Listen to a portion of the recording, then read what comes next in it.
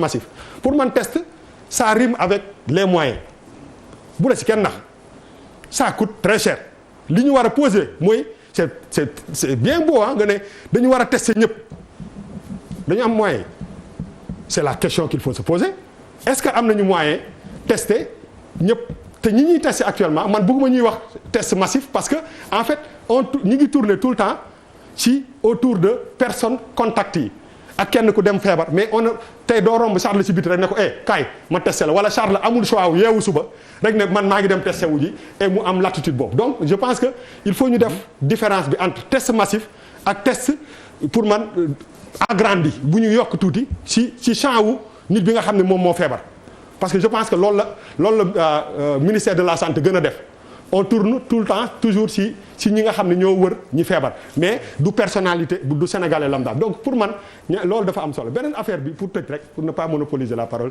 ci li ma la doon wax président Macky Sall dañ ko soxla ñaari yoon man je pense que dem hôpital beeg yooyu yëpp oui mais c'est pas le plus important le plus important moom mooy il faut mu nekk capitaine guerre bi mais guerre bi dafa ànd ak ñaari affaire président Macky Sall énergie bi mu am aussi moom mooy il faut mu def ko ci nan la ñuy survivre économiquement ci dëkk bi réew àddina bi yëpp ku nekk yaa ngi jànkonteel ak sa ay problème balaa nga naan naam ne fa nan la président Macky Sall war a réfléchir pour que économiquement réew mi bañ a suux ak pandémie bi pour man loolu yëpp dafa am solo quoi mais daal man pour tënk mooy vraiment man je veux que ñu xaw a pragmatique docteurs yi aussi ñu wax ñu li nga xam ne moo mën a ne parce que c'est bien beau de dire oui on a préparé ceci mais am na fu muy toll su mu waay kenn du ko mën a téye parce que xam nañu li am ci réew mi donc je pense que il faut ñu commencer di anticiper ci comment nan la ñu war a mën a taxawee ci feebar bi ba nga xam ne du ñu egg foo xam ne situation bi kenn dootu ko mën a alors aux deux docteurs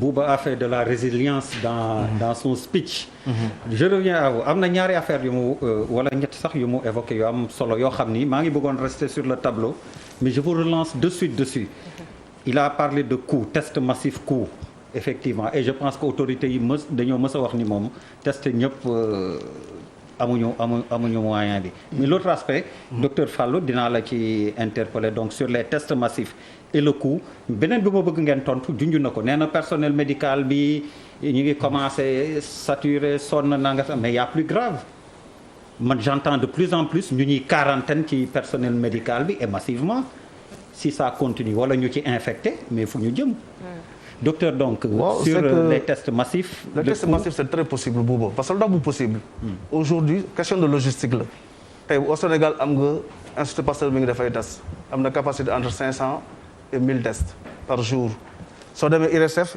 am na possibilité def 11 000 tests par jour IRSF professeur Mboub moo ko jiite am na beneen boo xam ne IRD bi nga xam ne docteur Soxna bi liggéey ak Raoul moo ko jiite am na yeneen labo yoo xam ne c'est labo privé yi nekk fi Sénégal mënu mu leen tudd pour ne pas faire de la publicité mais mën nañ ko def donc problème logistique bi nekkatul test bi du nekk ay test de masse mais c'est des tests ciblés da nga wax bu am solo sànq c'est-à-dire que tey virus bi dafa jaaxal ñëpp werante bi bari na à travers le monde donc yow bu ñu waxee guerre ñu wax stratégie bi terrain bi moo koy déterminer mais pas une stratégie figée loolu mooy suñu problème depuis 65 jours on a une stratégie très figée c'est-à-dire tout est réglé alors que virus bi mënuñu ko régler donc lu ñu mën a def mooy jéem a def suñu stratégie en fonction du terrain lu ñu mën a def mooy c'est des tests massifs élargir la base des tests ba pare cibler tests yi ba pare def ay tests par hasard aussi parce que ñu ngi wax y a 3 régions yoo xam ne amuñu doomu jàngoro bi mooy Kédougou Matam ak xaw ma beneen région ak Kaffrine mais lu ñu waroon amu fa parce que dañu defal ay tests parce que bu ñu fa demoon def des tests par hasard dafay am loolu stratégie la bokk mais bu ñu continuer am stratégie figée bi nii on aura toujours des problèmes mais docteur test dafa gratuit non même si c'est pas gratuit xam nga tey aujourd'hui boo demee au niveau de l'IRSF boo demee au niveau de l'IRD les gens te disent que ñoom parce que tey aujourd'hui mais c'est à la charge de l'État non l'État boobu lay laaj non dama ne test non test c'est 1000 personnes ak test c'est 1 million de personnes ça coûte combien déggoo ma ne effectivement question de non Bouba question de volonté la xam nga le problème mooy question de volonté xam nga Djibouti est-ce que attan nga ko non mais bien sûr quand tu sors 1000 milliards et que tu es voilà. si le test coûte 1000 francs c'est un bâtonnet avec quoi et après on le met non question de Charles question de stratégie kese la xam nga tey aujourd'hui le problème il y a des pays qui sont moi j'ai posé une question rek là des pays qui sont moins avancés que le Sénégal te loolu mooy seule stratégie bu mën a génne Sénégal ci affaire bi boo demee en Allemagne les gens font 200 000 tests par jour mais Allemagne nga wax de Allemagne laa wax nga dem tey au niveau de la France ils sont 500 000 tests par 5000 tests par jour nga dem Djibouti doon na ma Djibouti ñu ñoo ëpp xaalis on a sorti 1000 milliards mais boo xoolee xaalis bi fi ñu koy dugal on dirait que nous on vit une crise sociale et non pas une crise sanitaire. boo génnee si dëkk bi ay ceeb ngay dégg. ay kenn xamul ngay dégg mais est-ce que ñun on est dans une crise sociale sanitaire ou bien une crise sociale. problème de priorité la. on a 1000 milliards on peut tester les Sénégalais pas des tests à tous azimuts mais on peut faire des tests très ciblés. dans un quartier dans une maison boo amee ku feebar war nañu mën quarantaine quartier bi tester leen. ñaari façon test moo am. mën nañu def des tests rapides mais tests rapides ça permet juste ñu mën a xam kan moo nekk en contact avec le virus. mais li ko docteur Mal di waxee bu ñu bëggee am tey en fait une bonne cartographie il faut que ñu mën def ay PCR. stratégie bi la ñu war a changer. parce que virus bi dafay changer kenn maîtriser wu ko. ba tey may wax ak yow ni tey la JAMA c'est-à-dire le journal de l'American Medical Association génne nañ ni tey aujourd'hui même test bi même doomu jàngoro bi mën na nekk ci biir mën na yu góor donc peut-être mën nañu wax sax léegi c'est sexuellement transmissible. donc booy xeex lu mel noonu c'est le terrain qui détermine la stratégie. Absolument. Mais tant qu'on a des stratégies figées comme ça de tester des 1000 da ngay xool boobu ba léegi pendant 65 jours le Sénégal n'a pas été 20 000 tests on est à 19 349 tests ci tey. on ne peut pas gagner cette guerre comme ça. En 2 mois. Parce que booy wax guerre dafa am 3 stratégies yooyu teg dafa am lu ñuy wax la guerre asymétrique moom la ñuy def c'est-à-dire mooy guérilla da ngay laal fii daw après kii daw nga laal parce que yaakaar nga ne virus wala ëpp doole. beneen bi y a une guerre défensive wala nga def une guerre offensive. L'offensive c'est quoi? C'est de faire des tests ciblés de traquer et de tracer le virus pour faire une bonne cartographie. loolu ngay mën a génn une stratégie très claire. parce que lu taxul bu ñu ko defal duñ ci génn parce que suñu deful loolu dañu am les bons chiffres pour faire une bonne modélisation mathématique. te loolu dafa am solo. science la ñuy wax. c'est-à-dire da ngay mën def benn modélisation boo xam ne moo lay permettre nga def prévision yi ngay wax. ñu mën a xam dans 1 mois dans 2 mois dans 3 mois fan la ñuy mën a toll en termes de cas. problème bi ñu am du problème médecin. problème de capacité des hôpitaux la ñu am. Le Sénégal a 681 lits globalement hôpitaux sénégalais boo leen dajaloon ëmb leen teg 600 matuñu 700 lits xoolal loolu si 16 millions d'habitants loolu beneen fànn la mooy li ngay wax sànq il faut que ñu jéem a xool l'après Covid comment nous on va s'organiser. Parce qu'on a 681 lits même pas 700 lits. tey defaat nañ benn kii bu nga xam ne tey lu tax ñu def ko parce que mooy aujourd'hui la guerre est une guerre multidirectionnelle et multidimensionnelle. C'est pas une guerre médicale seulement. C'est une guerre sociale.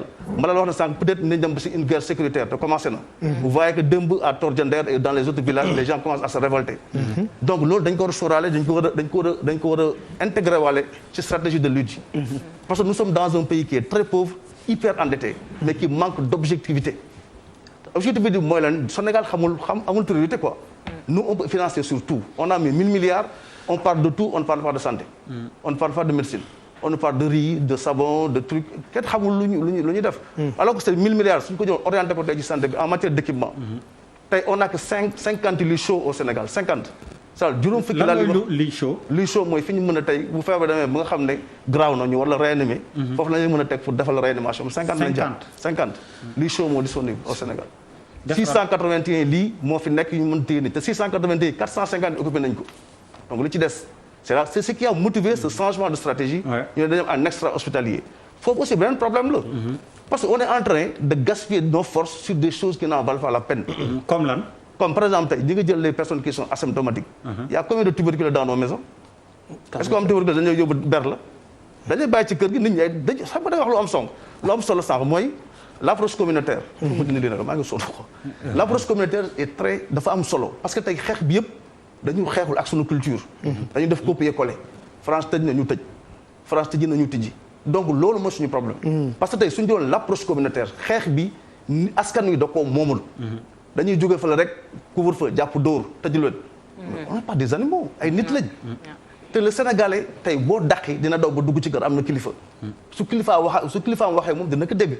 mais approche bi ñu jël mooy dañu am approche boo xam day jóge ci kaw di wàcc ci suuf. nit ñi boole wuñ leen ci. Sénégalais xamul message la xam tey ku sa sëriñ ne bul génn doo génn ku sa sëriñ ne da nga toog def da nga raxas say loxo mais ñooñu dañ leen ci boolewul. et l'image typique mooy ce qui s'est passé par exemple à Tordiender où on a pris l'armée avec ñu escorter ay nit pour ñu dugg ci village taxamuñu village dafa am culture c'est un village lébu dañu am seen culture am seen kilifa. lébu yi foo bunde am na ay penc lébu pourtant on n'avait pas besoin d'autant de violence d'autant d'humiliation pour pouvoir atteindre des objectifs. Merci. xam nga nit ñi nag boo leen di jiite da nga leen di nawloo.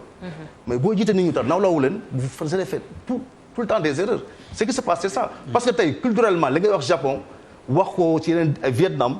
mais ñoo leen ko ëppale. dëkk bi bëri na ñoo xam ne bëri na fa ay culture bëri na fa ñoo xam ne tey bu ñu defoon benn approche communautaire bu baax jaar fi ñu waroon jaar on peut avoir des résultats sans fatiguer. Alors docteur évoqué nañ fi yu bëri test massif yi vous êtes d'accord